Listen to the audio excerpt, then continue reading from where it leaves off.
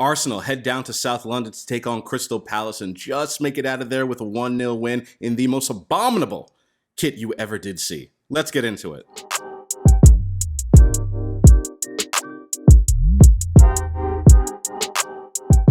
Good afternoon, my peoples, and welcome back to the Counterattack. Hope you and yours are doing very, very well. Arsenal taking on Crystal Palace away today, heading down to South London, and oh my goodness, my people, an absolute mockery of a kit we are wearing. I just cannot get over it. But I looked at the lineup and with Jurrien Timber out with that ACL, he's going to be out for about 7 to 9 months, probably a little bit longer. Tomiyasu, he comes in for Timber at left back just to get that defensive solidity on the left-hand side. And Partey, he continues at right back. This is the first time we've seen Tomiyasu in a little bit of a while. There were some questions about how he would perform after a long while out. He had that injury against City last year. But honestly, we have to win this game if we have any hopes of challenging this year.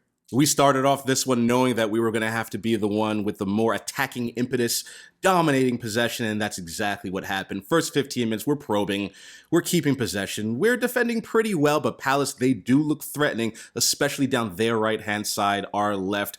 Ayew, I did not like the way Tomiyasu was sort of like facing up to him. He looked a little bit shaky, and the left side in general going forward, looking very anemic again.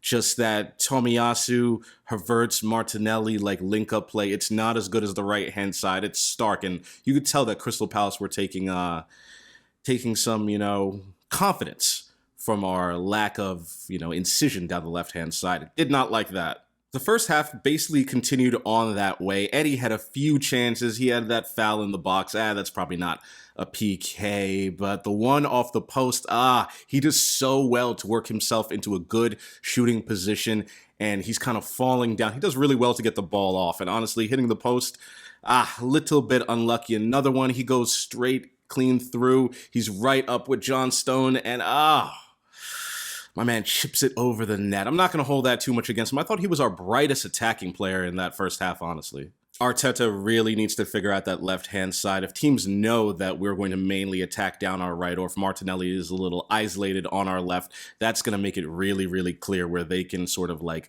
stack their defense and force us to one side and just counterattack that way. Didn't love that half. Palace looked like they could hurt us, mainly through Ayew.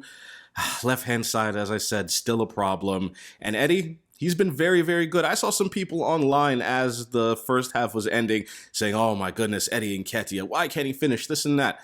All right, the chip, it didn't really come off. He didn't really have too much space to work. But that first chance, that's all about his movement. Honestly, I think Eddie Nketiah is a top striker.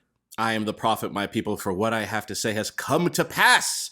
1-0 to the Arsenal on 53 minutes from a set piece as well. Nketiah, again, excellent movement. He gets free after the foul, and he gets played in. Really, really good play by Arsenal. Taps it by John Stone, and it's a Stonewall penalty. He basically crushes his left ankle. I don't know how anyone could say anything else. And Odegaard slots it home. 1-0 Arsenal. I'm all smiles. There isn't a day that goes by, my people, where we are not talking about either these absolutely insane refereeing decisions or the VAR, and we have another one.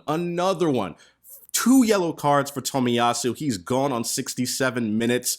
And you know that's going to make things a bit difficult for us. As Crystal Palace, we were up, but Crystal Palace working very hard. They look dangerous off the transitions, and now we're down to 10 men. Our left back has been sent off. And honestly, I have no idea what this referee is doing, my people. We're gonna get into it here. We're gonna get into this referee. What is his name? Can I get his name on here? I can't really find his name, but oh my days. First of all, Tomiyasu's first yellow card shouldn't have even been a yellow card for him. Maybe for Havertz, who was the one sort of delaying the throw-in, but there were much larger time delays, and the referee does absolutely nothing. That's the first yellow card. The second yellow card is even more egregious, more out of control. Hate to see it.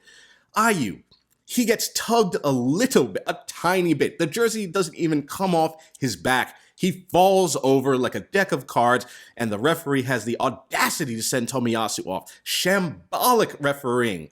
The referee should be absolutely ashamed. That was the softest second yellow card that I have ever seen in my life, and now we're down to 10 men and have to see out the game. If there's anyone that loves to play suffer ball, it is Mikel Arteta, and that's kind of what he did. He takes off Martinelli, sends on Gabriel, he sends on Jakub Kiwior, eventually Jorginho, Zinchenko, all the defenders are coming on, and honestly, we saw it the rest of the game. A 1-0 win to the Arsenal. We kill it off, a good away win versus a hard-working, tricky Palace sides. I think a lot of teams will come to Selhurst Park and they'll drop points. We didn't this year. 2 wins out of 2, and I'm absolutely thrilled. Please slap that like button, subscribe, and I'll see you next time. Take care.